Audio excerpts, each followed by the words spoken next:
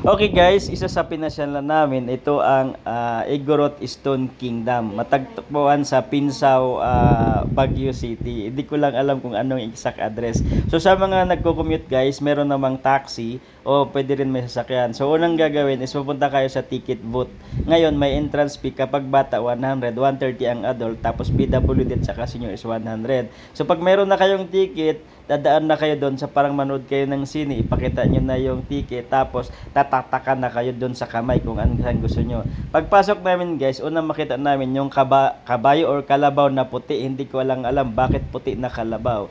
Ngayon, pagpasok namin doon, nakita namin ang daming mga vlogger guys, puro mga naka-cellphone, puro nagbibideo.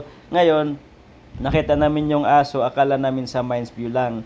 Then, ang sinugod na namin yung wishing wheel o yung mag-wish down, maghulog ng barya.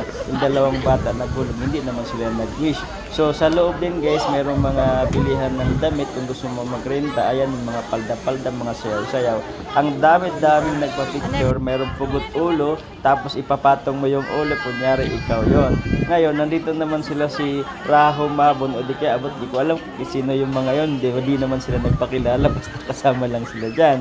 Then, nahagip sa camera ko guys yung London Bridge. Hindi naman na lumulundo o bridge lang siya sa may mga tao. Ngayon, umpisahan mo talaga sa baba hanggang papunta ka sa taas. Ngayon, nadaanan namin yung Igorot daw, yung magmamining. Nung pagpasok namin sa loob, wala namang ginto. Idi nga, idi wow. Nakita namin yung mga ilaw-ilaw. Ngayon, dalawa yung pasukan.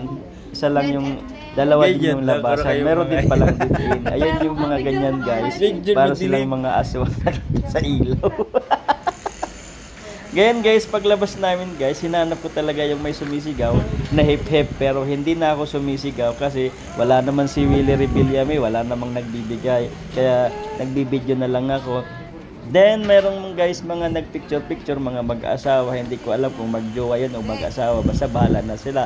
Ayan, nagpa-picture na ako sa hip-hip pero hindi ako sumisigaw. Sabi nga, kasi wala namang bibigay ng sombrero, hindi kaya candy. Ngayon, tumingin ako sa baba. Parang ang hirap naman, walang tubig kung halimbawa tatalon ka. Ayan yung view guys. Para kang nasa isang bansa, isang buong bansa. Hindi ko alam, basta yan ang nakikita mo kapag dumungaw ka. Huwag ka lang tumalon. Ayan guys, sa mga safety naman, pag akyat ka pababa, mayroon namang hawakan. Kung madulas ka, basta humawak ka lang. Gusto mong akyat, gusto mong baba, hanggat mapagod ka. Ayan, makikita nyo guys, mayroong parang rice terraces, tapos mga patong-patong na bato na parang tinatawag talaga castle. Kasi yan talaga yung design niya. Trivia lang guys, ang may-ari ng Stone Castle na to, yung nag-build ay si Pio Velasco, isang Igorot na siguro architect siya. Ngayon yan ang nagawa niya. Pero makikita nyo dyan guys, naglalakad ako at kahit pababa, nakakapagod rin. Although maganda ng magal kasi wala naman ilog. Ngayon, nakita ko, meron palang sumasayaw dito guys ng mga Igorot ng estudyante. Alas 9 yan hanggang alas 10 pwede mag-picture. Napansin ko lang guys, naawa ko sa mga sumasayaw kasi may mga babae na kaso guys, wala silang tsinelas. Sana naman sino yung nabibigyan ng tsinelas. Basta kilala nyo yan, bigyan naman nila ng tsinelas guys, para naman maawa, di kayo ipatiles.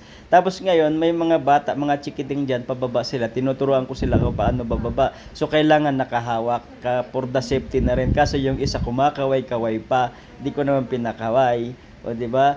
Ayan na ako guys, ang isang pobreng vlogger, o hindi naman totally pobre, nakakain pa naman ako, nakabili pa naman ako ng guto.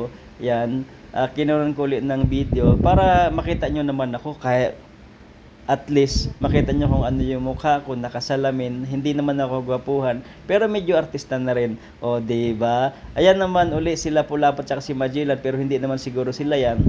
Sabi ko nga, wala silang mga ID, basta nandyan lang sila, mukhang Igorot. Yan guys. Sa mga hindi pa nakapunta dito, wag nyo tong kaligtaan kapag napunta kayo ng Baguio. O diba? Natapos na kami guys sa kakaikot. Sa mga magko-commute naman, may mga taxis, naman sa baba. Tapos, pag nagutom, mayroon namang kainan dyan. Huwag kayo mag-alala. Then kung may mga sasakyan naman kayo, mayroon ding parking. Ayan, dyan kayo magpa-park. Nandyan si Manong, ibigyan nyo lang siya ng pamasahe. Or di kayo bayad sa parking. Ngayon, pauwi na kami guys. Sasakay na lang ulit kami ng taxi. O, di ba? Madali lang pagpunta.